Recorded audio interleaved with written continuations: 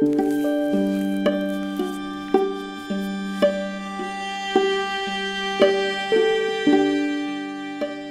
you're 8 years old. You're at a pool in Akron, Ohio with your entire extended family, and you've made the egregious mistake of climbing to the top of the high dive. You stand at the edge, staring at the blue abyss miles below you. Okay, like 16 feet below you. Your fear feels insurmountable, but so does the white-hot hate of the 6 kids in line. Come on, seriously? Just go! But you can't. To stop your knees from knocking, you sit at the end of the board, triggering a cacophony of middle school expletives. Fudge knuckle!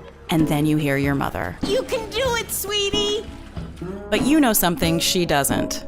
It's too late. You already know you can't do it, and now instead of working up the courage to jump, you're working up the courage to walk the gauntlet of glares on the climb down to the pavement. This is where you learned it. You are not the leaping type. That was me at 8, and it was still me as an adult. Everything caused me anxiety. Phone calls to strangers were miserable. Parties where I didn't know anyone were like the 7th circle of hell with better snacks. And making an unprotected left turn triggered the fight or flight response most people feel when running from a small to medium-sized bear. Can you turn here?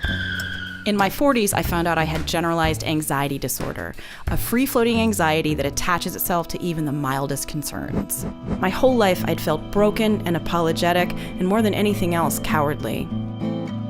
But when my fear had a diagnosis, I realized that whatever I'd accomplished in my life, it was because I'd managed to push through this pathology that told me that everything was going to be terrible. We call Superman brave, but he flies through life with the knowledge that nothing can harm him except kryptonite, this thing that no one has. That's not bravery, that's just being indestructible.